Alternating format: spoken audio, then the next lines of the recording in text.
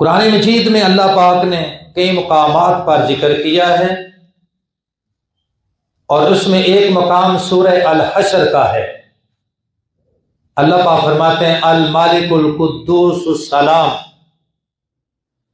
المؤمن المہیمن العزیز الجبار المتکبر۔ المالک وہ اصل اور سب سے بڑا بادشاہ اللہ ہے، یہ اللہ پاک کے صفاتی نام۔ القدوس وہ سب سے پاکیزہ ذات ہے۔ السلام اور وہ سلام ہے ان اللہ پاک کے 99 صفاتی نام میں ایک نام السلام۔ السلام کا مطلب ہے سب کو سلامتی عطا کرنے والا۔ اللہ پاک کی ذات سلام ہے، اور جب ہم کہتے ہیں السلام علیکم کہ تم پر سلامتی ہو اللہ کی طرف سے، تو وہ سلامتی کا مالک السلام ہے۔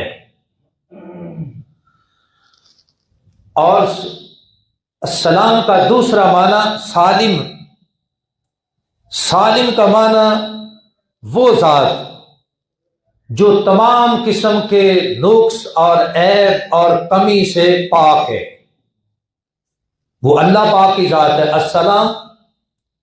وہ سلامتی بھی دیتا ہے، اور السلام وہ ہر قسم کے عیب سے، کمی سے، کمزوری سے، نقص سے، ہر قسم کے عیب سے وہ پاک ہے۔